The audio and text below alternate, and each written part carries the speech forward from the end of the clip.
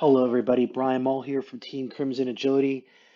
Created this quick video to explain Google's recent helpful content update. There's definitely a lot of chatter about this on the web, and I wanted to take this opportunity to provide a mini training for my fellow colleagues on LinkedIn.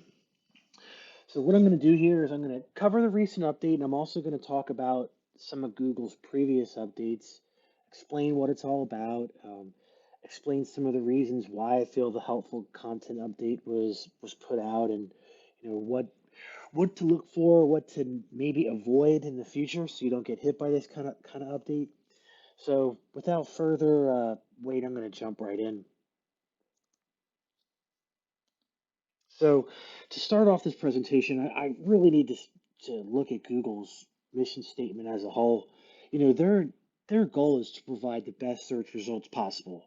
If they're sending you to websites that have malware or local businesses that don't exist, you're not going to use their search engine. So it's in their best interest to serve up the most useful search results possible for their users. And over the course of time, they've definitely done things to improve, the search engine as a whole. And this screenshot from, or this infographic from Bright Edge, we're looking at a timeline. And starting in 2011, just from that time forward, there's been regular updates to make Google search better. They start to get more frequent as we get closer to where we are today in 2022. So let's talk about some of these recent updates. First off, Google, they update their search engine obviously to make search results better. And in the past, they used to name those updates after cute animals. In 2011, we had the Panda update. Cute Panda, yeah, that was a big, big update. I mean, it removed a lot of low quality sites from the web. The Penguin update is another one that was large. That's was geared at people using sketchy link building practices in SEO. That was the start of the fight against that. In 2013, we start to see some of the more modern updates, as I call them. They're not so much fighting against gaming the systems, they're more advancing what they're already doing. Starting to see that with the Hummingbird update as it's the starting point of better understanding search queries.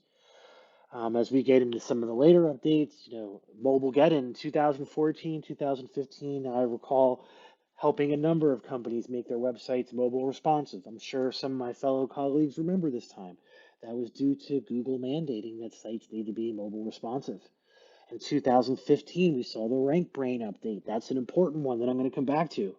Then there's the medic update that really hit the medical scene, and BERT, which is almost so complex I have a difficult time explaining it. But let's take a look at that RankBrain update. You know, this is when Google started to apply machine learning to what they were doing with making Google search better. I remember my colleagues talking about it in the conference circuit back in 15, and it was the beginning of, I'm not sure so much about AI, but definitely machine learning being applied to Google, and it changed the landscape. The updates became more frequent. I referenced this screenshot earlier. Between starting in 2020, I mean, if you go back to my previous screenshot, it stopped at 2019. That's because when we got to 2020, the updates became so frequent you couldn't even name them after animals. Um, Updates started coming out almost every 2 weeks, and it really started to hit critical mass when COVID hit. When COVID hit, everybody's using the internet. And the amount of data that Google was feeding into their machine learning engine over COVID just made things accelerate at such a fast rate. And that's why I feel since that time we've seen updates. Seems like they come out every 2 weeks. There's another update that somebody's talking about. That's because machine learning is involved, and if you've ever seen a machine learning system do its thing as it starts to learn, it starts to make updates and changes rather quickly. Um, so let's talk about this helpful content update, the latest one that everybody's talking about. Well, one of the largest updates in the last decade. I think Barry Schwartz said that over at Search Engine Land. Why is that so? Well, let's take a look at Google's official documentation. So here's their article on This latest update starts right off the bat. Avoid creating content for search engines first. Hmm. Well, what does that look like? Well, I'm going to provide an example. This is the best example I can find because I'm firing up this presentation to make sure it goes out on Monday. And so I asked one of my colleagues to provide a site. This might be a close example. All of us have come across a website where you start reading the text and it just seems like there are too many words. Does it make sense? Typically, those type of what you're reading there is SEO content. It's meant to game the system and rank for specific keyword phrases by stuffing them all in there.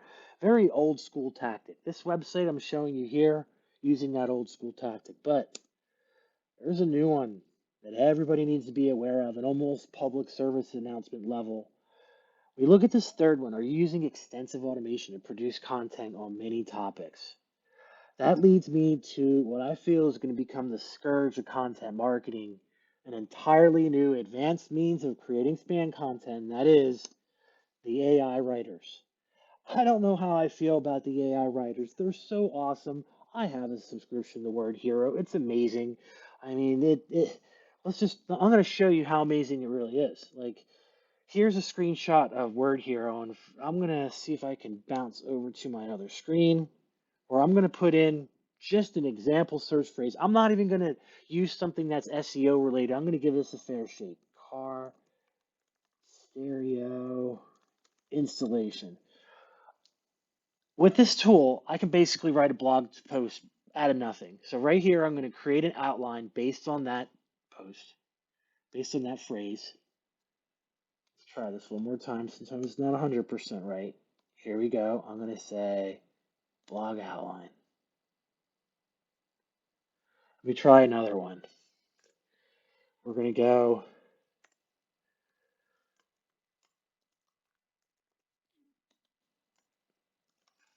best fried chicken recipe.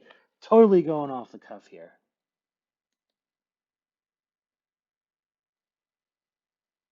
Okay, it's throwing me an error. You know what? Doesn't really matter. I thought this might happen because I'm on a screen share.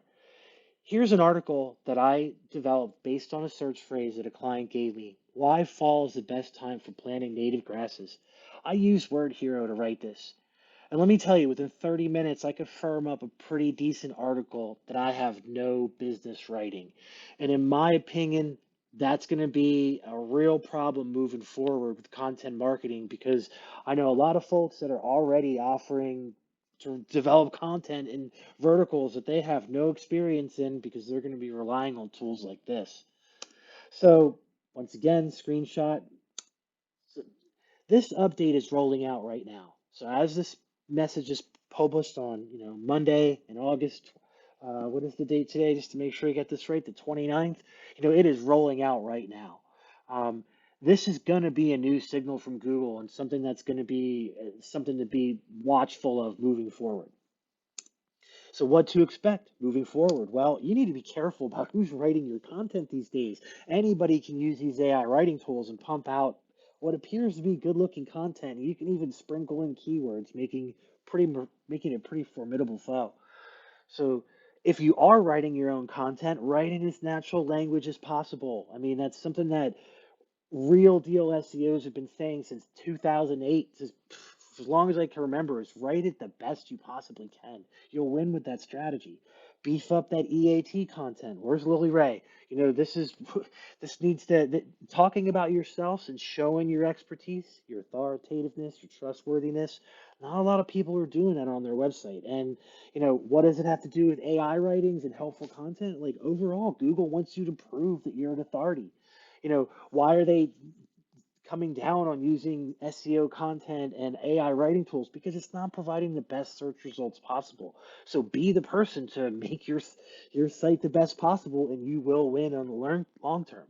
So couple preventative measures. You want to make sure you have Google Search Console and you're watching for warning messages, looking for dips in impressions and clicks. And of course, Google Alerts, has your website traffic seen a spike or an increase? You should know about these things. So hopefully you found this helpful. Brian Mole, over and out.